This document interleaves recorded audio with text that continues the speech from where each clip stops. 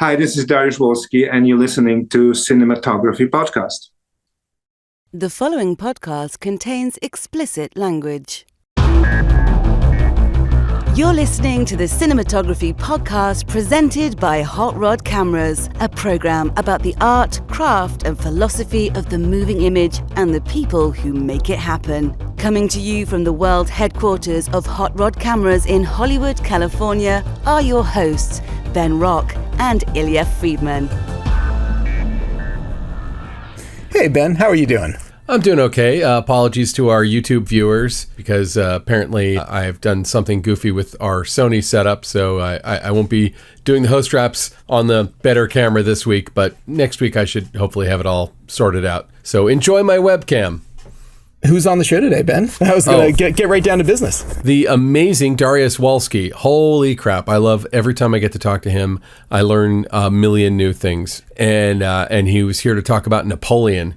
Nice. And it's also always cool to hear about Ridley Scott and how he makes his movies, because there's no one like Ridley Scott in the world. That is very true. And I'm really looking forward to Napoleon. I haven't seen it yet, so I'm totally behind you in this interview and everything else. I got to catch up. It's quite an epic. I mean, when you say epic, this is the kind of movie you're talking about. I mean, it's like just big scale everything. Nothing about this movie is small. I watched a really cool video on YouTube all about how they turned 500 extras into 500,000, which was super cool for like the giant, huge army, battle sequences. He talked about that, and he also talks about how, in addition to all the highfalutin cameras they have like some DJI Osmo mini cameras thrown in. Like they'll just stick it on a stuntman and say, get some crazy shots of horses, and they're in the film. And I'm like, did you do anything like what razzmatazz did you do in post? He's like, they go by really fast. Yeah, they're on there for like, a few frames, half a second. So yeah.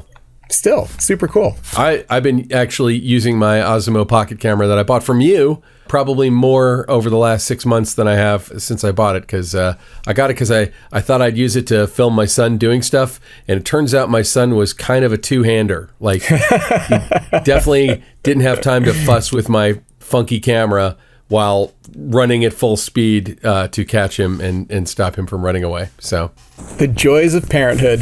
Oof. Anyway. And now, Close Focus. So let's get into our Close Focus. And right now, like as we're recording these wraps, the Emmys are still happening. We were like, we can talk about the Emmys with half the relevant information, or we could talk about something that you just did, which was going to the CES show, which I've never been to. So I'm actually very interested to know, what do we got to look forward to?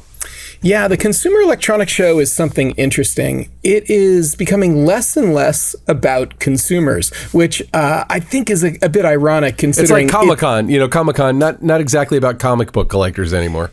Yeah, CES is kind of like the chance for a lot of brands that maybe have a consumer component, but not necessarily entirely consumer-based, to show off what it is that they're doing. Now, it is still a very traditional place for electronics and computers and that sort of thing. So like if you were a fanboy of computer fans and components, oh my goodness, you could walk around to your heart's content and look so you're talking about K's. Kay's the composer of all the music on this show.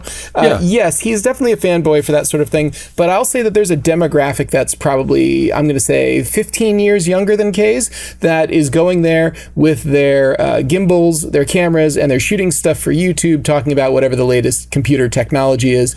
But then it's not just about computers. In fact, this year, I would say, is probably the biggest year I'd ever seen for consumer electronics based around health. About 5 years ago, it was a big deal about like wearables and Fitbits and that sort of thing. But this year, it seemed like they took it to another level. It almost seemed like there was an entire health pavilion where there was all these people doing sorts of like various versions of Soul Cycle, different sorts of subscription services to workout programs, all kinds of different like smart workout gear that keeps track of your heart rate and does all kinds of other things. That was a big deal. But it wasn't just that. The AARP was actually there, and they put on a panel. And the panel was really interesting to me, too, because the AARP, of course, the American Association of Retired People, they say that, I'm far too young to be receiving mailers from them the second I turn 50. Go on. Yes, 49 and a half is supposedly when they start sending out, they start sending out the stuff, but they're really interesting. They're getting into apps that will help increase brain health and, mental longevity and all kinds of things like that. And they did a really interesting panel actually with some improv performers who had done stuff with like Freestyle Love Supreme, if you're familiar with them. They also, is the same people who did a lot of the same people who went on to do like Hamilton. That, Lin-Manuel Miranda was not there, but, some of the people that he's associated with came and did a panel. And they did a little freestyle rap, and they talked about how they're working on an app to teach people freestyle rap, which I thought was pretty cool. There was they want to teach the AARP how to freestyle rap. That was essentially it, yes. And oh my God, I got to get my dad on that. It was really, your dad who hates rap. So not the generation. This is how you know, though, because it's like our generation, kind of was raised with rap. And some of us buy rap. And my father's generation, not so much. So now AARP is aiming rap squarely at its younger end of its customer base, just because we all dig the Beastie Boys. And, Beastie Boys, all AARP age, except, MCA. Pour one out for MCA. But. Yes. Anyway, so it wasn't just like AARP. It was like a whole thing about consumer technology and cooking. And there was all sorts of stuff about sustainability. So big themes for this year's Consumer Electronics Show, which I think is sort of a bellwether of all the stuff you're going to see. I'm not going to say force-fed to you, no pun intended, in talking about the consumer electronics of food, but really it's sort of the bellwether of what's happening in the next year. More and more stuff you're going to see. Vehicles were really big this year. Now, vehicles are big every year, especially since electric vehicles have kind of come on the scene, but I've never seen it like it was this year. Almost every major auto manufacturer was there. Lots of auto manufacturers, even people who you wouldn't necessarily think about for electric vehicles like Mercedes, they were there. And then also heavy equipment construction manufacturers. And I'm talking companies like Caterpillar was there with like a giant electric bulldozer. And Hyundai Heavy Machinery was there with a giant excavator and like video mock-ups with computer animations of how these electric heavy... Now look, these are not consumer electronics. These are not consumer devices. That is a professional business tool that they're, lots of delivery vans and stuff like that. Every convention has like this serious mission creep. I mean, I brought up Comic-Con, but also NAB, which I've been there with you several times, National Association of Broadcasters. Like, how much of NAB is about broadcasting anymore? It's not what it's about. Like, if I say National Association of Broadcasters, it sounds like a convention for local television, your local Fox affiliates to show up. And no, it's about literally anything that has to do with the moving image or radio or anything.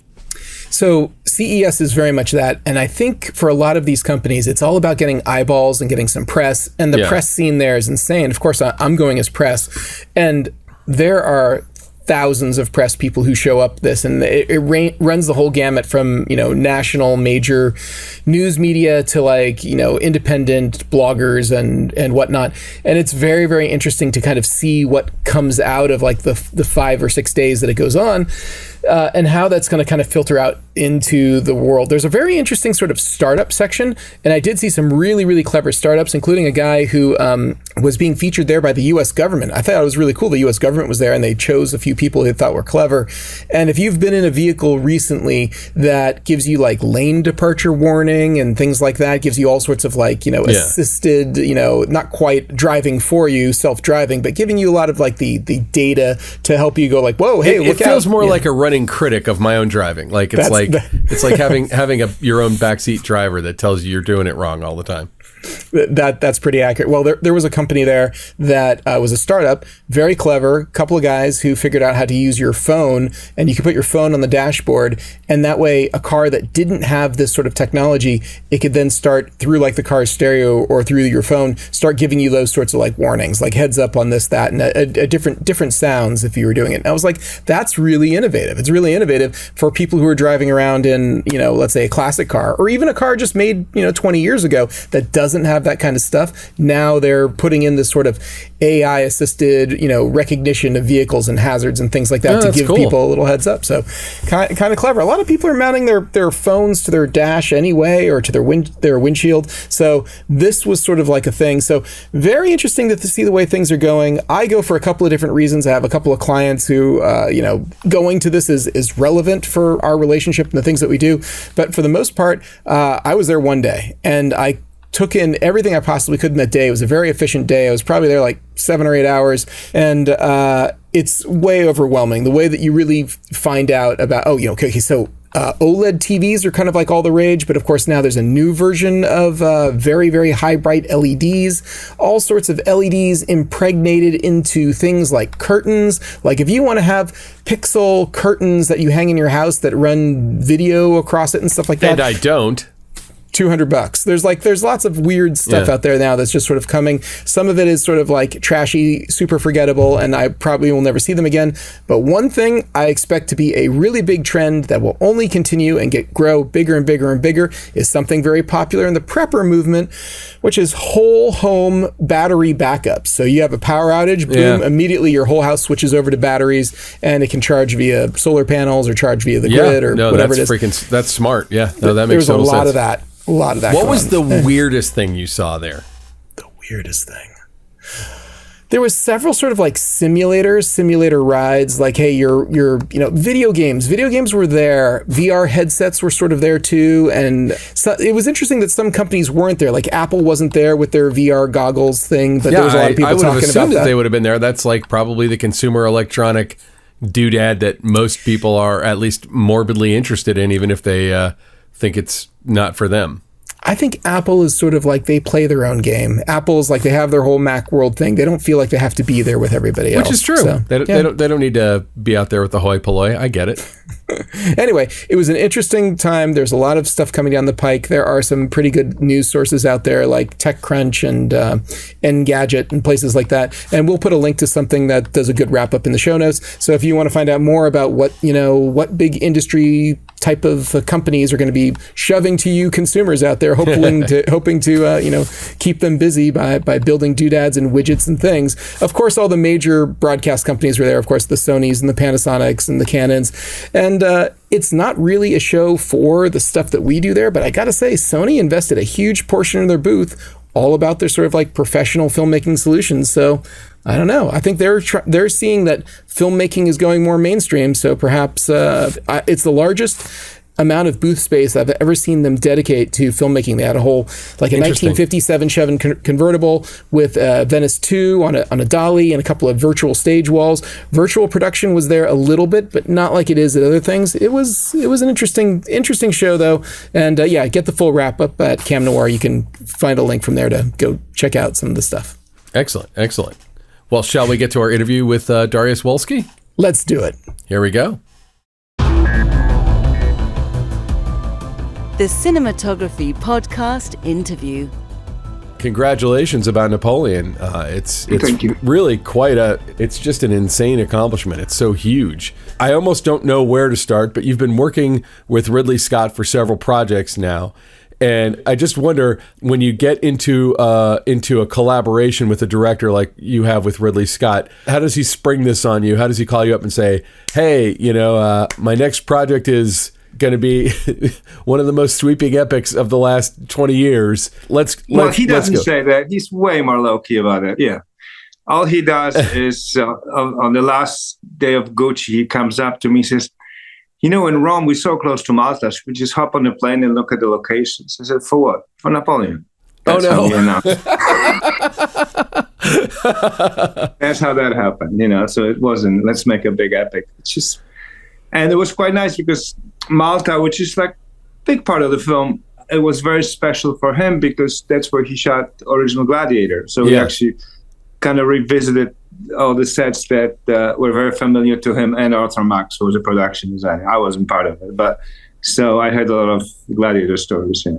Well, and it did kind of have there were visual cues about it. Maybe it's just because it was Malta. There were some things about it that felt a little Gladiator-ish. Like one of the things that struck me was the battle scenes in the snow. and Gladiator kind of opens up with a big battle scene in snow, and you have a lot of battle scenes in a lot of snow. That's another, it's quite funny because the very top of the Austerlitz battle that you're referring to, the snowy battle, was actually exactly when he shot Gladiator 2, opening scene for Gladiator. Yeah. That's actually where they shot Gladiator? That's exactly where they shot Gladiator. Because when I was watching that scene, I was thinking about that scene from Gladiator.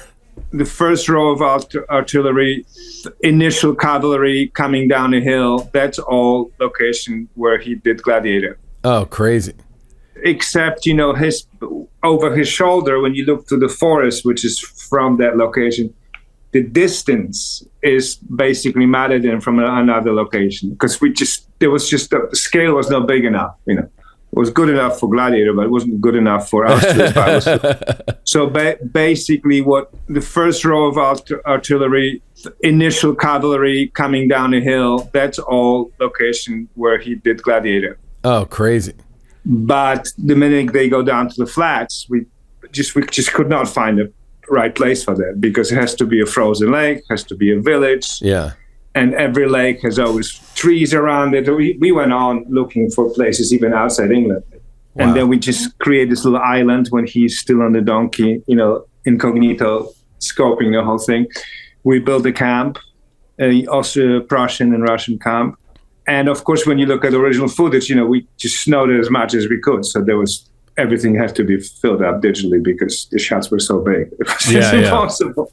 We had, what did we have? We had 200 horses and 300, 400 extras. So when you go that wide, it's just nothing. Well, considering that those battles were, historically, they were like 20, 30,000 people. That's insane. It's just hard to imagine.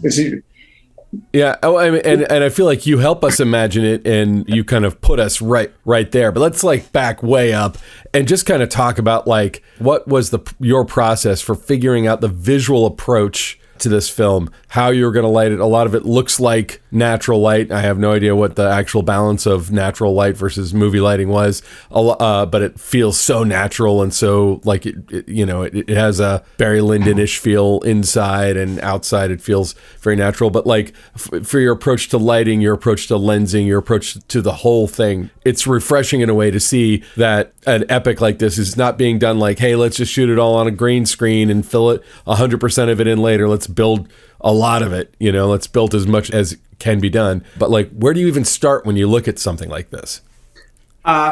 You start looking at references, which thank God there's a lot of them, because there's a lot of paintings from the era, and then there's a lot of also painting from the era after, because there was a whole huge mythology about him. So and a lot of it is accurate, a lot of it is not accurate.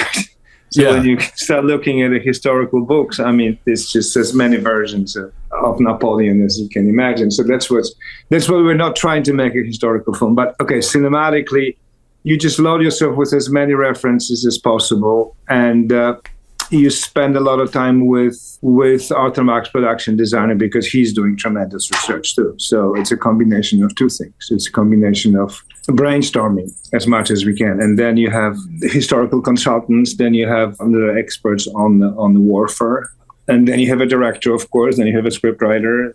All these people are constantly discussing during the prep.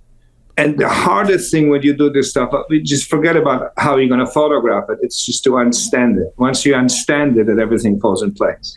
It's not like you're just inventing it seems like a lot to understand, the minor particular but important details of a giant battle. I have to give it to Ridley that, you can see a lot of battles in a lot of action movies these days, and just people just kill each other or whatever. This big explosion.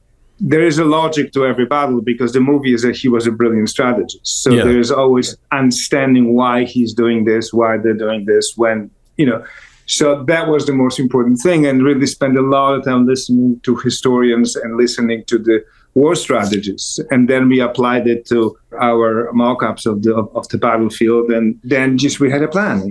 It's a lot of brainstorming, and then once you have all the events, you just put the cameras in the best places possible. It's it's like, I call it like shooting a rock concert, Yeah. You have an event. Rock concert is easier because they're all on the stage. Yeah. You're on. It's easier. You're but, on a frozen lake, again, or you look like you're on a frozen 11 lake. cameras and 11 cameras. But when you do concerts, you set up 11 cameras too. I guess that's true. I mean, ask Taylor Swift. I don't know. How many? Did you have 11 cameras, or how many cameras? Yeah. Like that was how many you were rocking on those battle scenes? 11 plus a drone. Plus, we also had like a very small digital camera that we put on a little stick with a little is it remote. the DJI Mini or whatever? Here we go. You're better than I am. I own one of those. I use it to film my son's soccer games. So what we do, we just put it on a stick and we give it to one of the stunt guys on the horses. And that's the best way. You just send him in the middle of the battle and you have this, you don't even choreograph it, but you always get amazing footage because he's in the middle of the whole event. And because, anytime you try to get close with the big cameras with horses, you spook them, And, Yeah. And this way you can shoot it simultaneously when you're shooting all the other stuff, So that was a very helpful. So all those big close-up of hoofs or horses, and Now I got to go rewatch it and be like, and see if I can spot those shots. Do you, not to get overly technical, but do you have to do a lot of digital razzmatazz to DJI Mini footage to make it intercut with the other stuff? It's pretty amazing. It's pretty amazing, those cameras, and also it's not like one of those cerebral shots. It's like a couple seconds. It's just and it's usually so dramatic because it's hoofs, it's debris and stuff. So you completely get away with it. I mean, back in the day, people used to put 16 mil small camera footage and intercut it with 35. Yeah. We used to get away with it too. As long as it's quick and. Interesting. Well, like I've seen interviews with Ridley Scott where he basically said that it would take, I forget exactly the time frame, but he's like, it would take most directors 8 weeks to do this battle scene, and I figured out how to do it in 10 days or something like that. Like, are these some of the tricks that we're talking about? I don't know if I'm getting his time frame right. I could be misquoting. No, but he loves to brag about it. Yeah. It's like, okay, we did a movie in 60 days. Let's make it in 50. And it's like, no. It's, he has tremendous experience and he's done so many battles, and he really understands what matters, what doesn't. And he hires the best people. We had the best horse people, I think, in the world. We had, the best VFX people, best production designer. I mean, the camera guys were amazing, so it's just all these people are so used to working on that scale. But how does it work from your point of view? Because I can't imagine being cognizant of what's going on 11 different cameras at the same time. Are you in Video Village watching 11 different feeds and saying, hey, camera 6, widen up a little bit, camera 9, pan to the left a little bit? Well, at that stage, there's no time to say widen up because you just go for it and you trust operators' instincts. When it comes to go a little wider, a little tighter, when we do dramatic scenes, that's what we do. But you just basically explain to operator what's happening. They understand and they're experienced enough. And even if they improvise themselves, if they take an initiative, it's great. Why not? What about the lighting and the positioning of the lighting when you're choosing? Lighting is tricky. Lighting was tricky. So, it's England. It's not number one. So lighting is mostly cloudy. So we were pretty much lucky because we were shooting like early spring. And if there's a bit of sun comes up, you still roll because it's just, with the smoke and all the effects and stuff, you get away with it. And so we shot everything sun, cloud, mix it up. And the only thing I did a couple close-ups with Joaquin. So we had an option to cut with him in the sun and without the sun, so you kind of blend together. It's basically embracing it. You cannot control, you just have to embrace it and find the best angles for that. If image is good looking, nobody's going to question if it matches with the previous shot.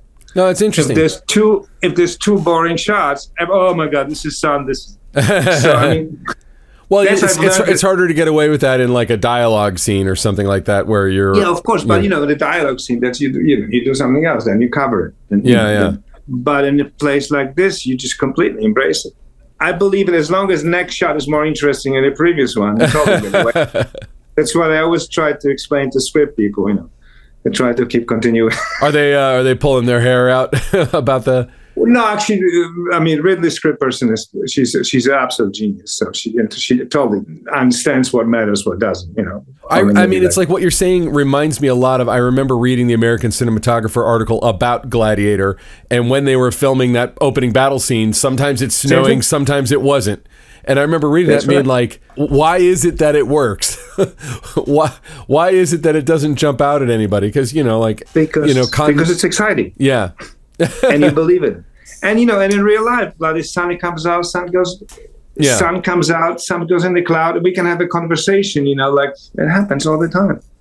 That's interesting, though. That's just interesting that because, the one thing that you always hear about Ridley Scott is, how meticulous and specific he is. And so it's... Oh, no, he is. He is. But at the same time. But that, like, you don't often think about meticulous and specific and infinitely flexible as... like those are almost opposites. But I guess, somebody who's been doing this as long as he's been doing this just knows instinctively what will work in the moment and is willing to kind of roll with, like you were saying, like jazz. And he's not afraid to take chances.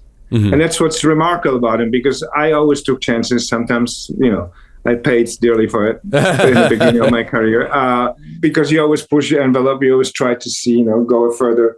And with him, it's just normal. This is a normal behavior that just pushing the envelope everywhere. Yeah, and that's why I enjoy working with him. We did 9 movies together. Yeah, very special. 9 movies. Because, that's a huge body of work. Other people are just nervous, and they're nervous, and they second guessing themselves, and they shoot alternatives and this, and Does he still storyboard everything? Yeah. I mean, like his boards and James Cameron's boards look as good as any storyboard artist that I've ever seen. Like the stuff of his that I've seen just looks amazing. For him is almost process of thinking. Yeah. He does storyboards like with the first script draft already. So you get to the point that he has to redraw stuff because things have changed. Oh, wow. Or he sees the location and we look at him and say, it doesn't look like. And he says, I haven't seen location. I just drew it in South of France at home. So then he draws his early storyboards, is this way of thinking, how he's going to stage scenes. Then locations come in. So if it kind of works with locations, that's great. If it doesn't, he just redraws it. Or he has a new idea. Now, he can draw while we're setting up big stands. He's like in our trailer, he's just with a little flashlight drawing something. And he shows me something. Oh, what is it? Oh, that's for tomorrow. So, his brain constantly works, constantly. So every minute, like if it takes time to load up the cannons, he's going to just draw storyboards for tomorrow. Oh, that's cool. That's really cool, though, because, when you think about it, it's like he's making the movie for the second or third time when you're actually making the movie. That's why he could be flexible, because he's already thought through the scene so many times that he knows what he needs from it. I mean, I was with him on location, big location, big set on the other movie. And I'm getting in the car, and he's in his Range Rover, and we're just kind of pulling up. And I see him stopping his Range Rover, and he's like waving at me. So I go to him, and he looked at his reverse camera from the Range Rover with his reverse. I mean, look at that. That's a great shot. We should do it tomorrow. I mean, that's how constantly he's thinking, which is incredible, That's amazing. When he was leaving the set, he saw this in the rear view or whatever camera. That's crazy. But that's just a great part of working with him, So we only have about 10 more minutes. I want to talk about the lighting, because I feel like the lighting, and I guess I'm talking about in the character scenes, the dramatic scenes, at once looks completely natural, like the lighting that would have existed at the time. Like it feels very authentic, and also it evokes, like I went back and looked at a bunch of portraits of Napoleon, and I'm assuming that you're using some of those as reference, but I feel like you're almost in a way staging some of those, historical paintings. It's funny because I was actually thinking, like, if Napoleon had lived 20 years longer, we'd probably have a picture of him, but we don't. We have tons of paintings. Yeah, the paintings were very, very instrumental. Yeah, and of course we quoted a few of them. We've quoted, the coronations, this famous David's painting. So we kind of quoted pretty much exactly, which wasn't actually naturalistic light, because it was just front lit with like a really glow over Napoleon, and everyone was a little bit in the shadow. And I just did it like a painting. Yeah. Which wasn't, those painters, neoclassical painters, were not like Rembrandt or Vermeer, that they were just discovering the Caravaggio. They were looking at light. They were just very commercial. They were like propaganda paintings. So there was always a beautiful light on the main character. So that's what we did in Coronation. I did it a few times during so it was a combination of being super naturalistic and that kind of propaganda, just perfect light on the main character. And so that was interesting. Yeah. Were there any references to like a Barry Lyndon kind of a style lighting for the Oh my God. interiors? I mean, listen, the Barry Lyndon was a revolutionary movie at the time. Didn't get good reviews from critics, of course. Hardly anybody saw it, but it's a masterpiece. And at that time, technologically, it was incredible that he shot everything with candles. You know? Well, didn't he get like a lens from NASA that was one like, lens? Yeah. It was 0.7. 35 mil. It's one lens. He shot all the interiors with one lens. That's so crazy. And he shot super simply. The whole Barry Lyndon is like wide shot, push in, close up, close up. That's it. Yeah. And outside was zoom out, zoom in, close up, close up. It's just very stagey. And we were trying to do that too. Just very simple, big wide shot, couple close-ups, just nothing fancy. But technology is 10 times better. I mean, I've shot movies with candles, like even film. This is digital. Even film stock was twice as fast as what Barry Lyndon had. Yeah. So I shot with candles on Pirates already. So, this whole thing about living up to Kubrick, it's been in my brain for years. Well, especially since Kubrick, famously tried to make a Napoleon biopic. And it's always crazy to think about like what that would have been like, how and obviously there are multiple Napoleon. There was a famous silent movie, Napoleon biopic. So. Abel-Gance, Abel-Gance, brilliant. I was lucky to see it actually in Radio City Musical with Francis Ford Coppola's father conducting orchestra. What? I did. That's crazy. No, it's a black and white film. It's a totally different thing. But there's a snowball scene in Abel-Gance movie that we had in the script. But then we talked to historians and we found out that this was just totally made up story. That wasn't true. Oh, man. But hey, whatever. I mean, anytime more you start getting into this stuff, you can, because there's so much mythology around him, and so then everybody French have their own concept of Napoleon, English have their own concept. I do wonder what the French think about an English director making a Napoleon movie. Well, there was a lot of controversy around it, but I went to French premiere in Paris, and it was extremely respectful. I mean, they did this beautiful piece with Ridley, Joachim, and then later with me, they took me to the Museum of Army, which is incredible, and there's a whole floor devoted to Napoleon. So you just walk in, you basically look at the paintings that we were trying to rip off. Oh my God! And it was quite moving. That's awesome. So they were very respectful. Well, that's great. Okay, so I know it's time for you to get going. You've been on the show before, but for anyone listening who hasn't heard the other show, besides going to see all your movies, which are, legion, what's the best way to find you online? Are you on Instagram or any of those things? I'm on Instagram, yeah. Dariusz Wolski official, yeah. Excellent. So people should go check that out. Thank you so much for coming back on the show. Congratulations on Napoleon, and I look forward to having you back whenever you want to come back. Hey, thank you so much. Anytime. All right, so that was Darius Wolski. Darius, thank you again, as always, for coming on the show. It's always great to talk to you. To talk to a living legend. Holy crap. I never take it for granted how awesome it is to be able to talk to somebody like Darius Wolski about making something like Napoleon. My God. Just a giant honkin' epic. It doesn't get any more epic than that. So Napoleon is already on VOD right now, and you can get it on Apple TV+. I think you can also get it on Amazon Prime. Definitely check it out.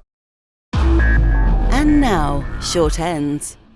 All right, Ben. So it is time for our short ends. It's our pet obsession of the week. What are you all about? What are you into these days? Okay, so before I get into my pet obsession, I'm going to do something that sounds like an ad, but it's not an ad because they're not paying us anything for this.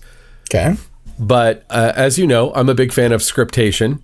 Never heard of it. Scriptation, for those of you who haven't heard of it, Scriptation is a service that enables, it's a PDF reader that allows you to do everything you could possibly imagine doing in pre-production with a freaking PDF. So you can bring in your script, you can mark it up, you can note it up, you can create facing pages, you can draw diagrams, you can bring in diagrams, you can do multiple layers. So you could have like a wardrobe thing and a visual reference layer and a composer layer, and you can give it to your script supervisor, and your script supervisor could do all your script supervision in Scriptation if you want. It's an amazing flexible file, and the really cool thing about it is that when you get new drafts of the script, you basically just apply all your notes to those, and it does it for you like magic. Like all the time that I have spent rewriting notes in a script, gone. It's really great. Works on, I believe, every platform. So anyway, I don't think they did this because I have talked about them on the podcast. In fact, I heard about them talking to, I believe it was Byron Warner on this podcast, because he was a big fan. But they reached out to me and they sent me an email months ago, and they're like, "Hey, can we get your address? You know, we as a user of Scriptation, we just wanted to send you a little gift." And I assumed it was going to be a card or something like that. Check out what Scriptation sent me. They sent you a hydro flask, a reusable water bottle of some sort? Yeah, it's really nice, and it's got like a little wood cap thing, and it's got their logo. And so you think they sent this to all their users? I mean, I can't imagine they did, because like it had to cost a bunch, but I also don't think that they sent it to me because of the podcast. Maybe they did. I don't know, but I just wanted to thank Scriptation. Again, they are not paying us. They have paid me in a reusable. They bribed you with a water bottle. They also sent me a baseball cap. I don't really wear baseball caps, but I got a Scriptation baseball cap. Anyway, I just think the world of Scriptation. I thought that was very nice. This is not my short end. Oh, I thought this was your short end. No. Your obsession is the water bottle that you got from the app that you love.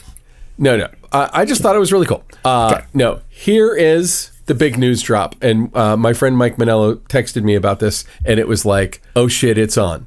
I've probably talked about it on the podcast before. Jerry Lewis, in 1972, I believe, made a very controversial film called The Day the Clown Cried. Are you familiar with this film? I'm not. So Jerry Lewis directed this movie in which he plays a clown in the Holocaust who brings children into the gas chambers. Oh, wow. Okay. And he made this movie in the early 70s. And then it has never been released. Oh, wow. And he, supposedly, if you ever had dinner at his house, he'd make you watch it. He thought it was a masterpiece, and when Life is Beautiful blew up at the Oscars, he was like, "That's my movie should be doing that. That I deserve that." And apparently was very angry. Later in life, he claimed that it was bad work and that he was never going to release it. But then, Jerry Lewis died, I don't know, I think it was like 3 or 4 years ago. Oh, he died in 2017. He basically made a deal that the movie couldn't be screened publicly until 7 years after he died. So do the math, and basically the Library of Congress supposedly is going to have a potential screening, or there might be many screenings. Like I can imagine Draft House Films getting on this bandwagon and doing a wide release. There's much curiosity and interest in this film because, it was not exactly Jerry Lewis operating at the top of his powers. I think that, it's like end of the 60s. He was kind of the kind of muggy shtick that he was doing was going out of style. And then he makes this very serious Holocaust movie, except there are things about it that look really unserious. Like his character's name is Helmut Dork. And it seems like a movie that might weirdly trivialize the Holocaust. You can find on online, I heard it on YouTube, an interview that Harry Shearer did with Howard Stern. Harry Shearer has seen the film. And he basically describes it as like a perfect object, but it's like, it's great, it's jaw-dropping, and for all the wrong reasons. Oh, no. And I can't believe you've never heard of it. Jerry Lewis is kind of like a big black hole for me. I don't think I've ever seen an entire Jerry Lewis movie, ever. Not even The King of Comedy? Never seen it. You've never seen The King? Okay, The King of Comedy is not a Jerry Lewis movie. It's a Martin Scorsese movie. Never seen it. Oh, The King of Comedy is so great. But Jerry Lewis was not allowed in my house growing up. It was just was not a thing. Really? Yeah. It was like nobody in my family liked Jerry Lewis. Okay, so not to get too personal, but my father was a professional clown. I think I've told you this. He wasn't just a clown. He was Bozo he was the clown. the clown. Yeah. In Miami, in South Florida, and then in Orlando around the time I was born. And I guess they had some kind of convention of either bozos or people who do kids programming in the 70s in Vegas. And he went out and met Jerry Lewis and tells a great story about how Jerry Lewis was going down and just shaking hands and not really talking to anyone. And as soon as he got his hand on Jerry Lewis's hand, he just didn't let him go and tried to make a bit out of it. And Jerry Lewis was like mugging and trying to make a joke out of it and then getting in his face and being like, "Let go of my hand." Jerry Lewis does not sound like a pleasant person. Which makes sort of the schadenfreude of his most serious and also most pretentious directing effort a little satisfying. Although it should be noted that we have Jerry Lewis to thank for video assist. He came up with video assist. Yeah, that was he's credited with that invention. So yeah, I mean love him or hate him, he was an auteur of some standing. But this movie is kind of one of those murmured about off the rails crazy pants movies that. I'm not alone, but I've personally wanted to see this movie. I heard about it when I was in film school, I think. So, I've been hearing about this movie for 30 years. So are there any screenings scheduled? When are you going to get to see this? Supposedly, they're saying in June, although the Library of Congress is now disputing reports, and I saw this on IndieWire, that Jerry Lewis's movie will screen in June in full. They're saying portions of the film will be made available to scholars. What? I don't know. For research purposes. But the screening's impossible because the Library of Congress does not have a complete cut of the film. So here's to hope. Supposedly he had a cut in his vault. Harry Shearer claimed that he saw it on 3/4 inch. I'll watch it on 3/4 inch. I'm good with that. Whatever we got. And for our younger listeners, 3/4 inch is videotape. Standard definition. Yeah. Very, very old videotape that, was kind of on the way out before you and I even had careers. And it was a 1/2 inch magnetic tape that actually was sort of the forerunner to VHS. So there you go. There's all the details you ever need to know about 3/4 inch. Anyway, so Ben, maybe you'll get to see it, maybe you won't, but you're obsessed with the tantalizing possibility of getting to sit down to watch the disputed Jerry Lewis, by his own account, masterpiece. Yeah, the very controversial. I mean, there's just something also just about a lost film. If you found out that London After Midnight, a printed turned up, I would be all over seeing it. But this even more so in a way because it sounds, how do I say this nicely? There is no nice way to say it. It sounds kind of borderline offensive. And I think that'll be fun.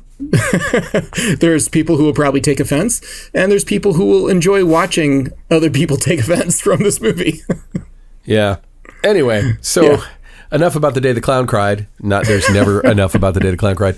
But let's. What is your pet obsession this week? Boy, it's nowhere near as interesting as yours. I told you mine was great. It was pretty great. So I can't follow that. I'm not going to try. I'll just say goodnight. No, my short end was something I watched last night and really enjoyed, and I'm looking forward to it, but I'm not sure it's going to be able to maintain it. I watched You Are What You Eat, a twin experiment. I'm sort of a science nerd. This is a about Netflix twins who thing. Eat each other? That would be something, but no, this twin is cannibals.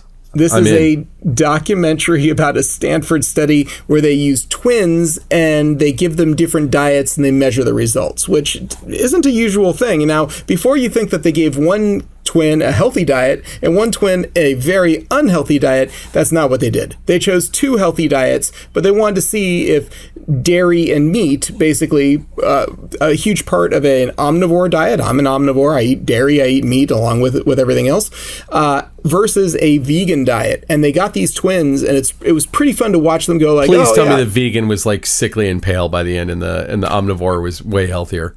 I haven't got it through the whole thing. It's a multi-part series. So as of episode 1, it's tantalizing. I can't wait to see what happens, but they do full body scans. They do all this blood work. They're making them poop into like some sort of cup like 9 times. They're checking their microbiome. They're checking their brain activity.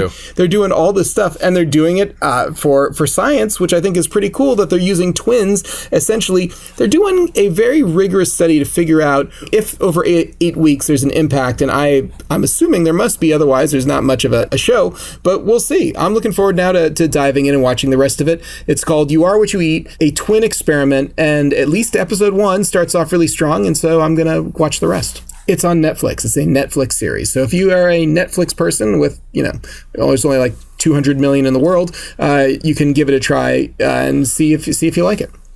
Very cool. Very cool. So, Ben, I think that just about does it for this episode. Where can people track you down if they want to find you? You can find me at benrock.com. Somebody sent me a message through benrock.com just today, which doesn't happen often, but feel free to send me a message. I don't care. I'll get it. It'll just be me. I have no people. But you can go there. You can check out my reel. I recently put up a bunch of corporate work, even though I want to talk about all this sexy creative stuff I do. Corporate work is extremely satisfying, and I love doing it, and I love working with corporate clients. How about yourself, Ilya? Where can people find you? I usually say LinkedIn, but you can also find me over at Instagram. I'm at Ilya Friedman over there, and a couple people have reached out to me recently via Instagram. I know it's all the kids who are doing it these days, but the people were not that young. So Instagram is I think more millennials, and then the Gen Z is more TikTok. Yeah, I think that's true. And millennials sounds young. But they're not that young anymore. They're in their 40s now. Yeah. Late 30s. Yeah. It's a thing. Yeah. I mean, anyway, we're older, but Yeah. Us poor Gen Xers. We're old. Us poor Gen Xers with our far superior music to every other generation. Let no one say otherwise. By evidence, the fact that when you go places, people of every generation are listening to Gen X music. What's weird is going through a grocery store and hearing The Cure. Oh, yeah. That's odd. I think it's pretty funny when you're in a dressing room and they're playing Yaz. Yeah. Or Yazoo, as they are also known. So anyway. I just learned something about Yaz that I never knew. Anyway, so Ben, who do we have to thank this week? Who helped make this show possible? I mean, it's the same same 3 people. Same murderous row of awesome people. I mean, honestly, Ben Katz could probably copy paste. But first off, Alana Cody, who works her ass off getting us all these great interviews. And it's a big deal to me to get to talk to someone like Darius Wolski. I mean, I just admire that man's work. He's exactly the kind of person that made both of us want to start this podcast in the first place. So thank you, Alana. I'd like to thank Ben Katz, who we're sparing him the hassle of having to stitch together 27 different files off of my Sony camera in exchange for this slightly less high quality image that you're looking at right now. But Ben does an amazing job editing us every week. And last but never least, big shout out and thanks to Kays Al-Atrakchi, our composer. And we need to actually get in and use some of his new tracks because he gave us a bunch of new tracks. Yeah, I'm looking forward to chatting with you about that because I want to get your feedback and hear which ones you're into. Well, maybe we can have that chat while you're in town because you're in town for a few days. I'm in. Maybe even tomorrow if you're around. Maybe. All right, Ben. I think that's just going to do it for us. You want to take us out? Thanks for tuning in. This has been the Cinematography Podcast, presented by Hot Rod Cameras. Find your next camera, lens, or accessory on the web at hotrodcameras.com. Don't forget to subscribe to our show on iTunes and connect with us on Facebook and Twitter. Thanks for listening.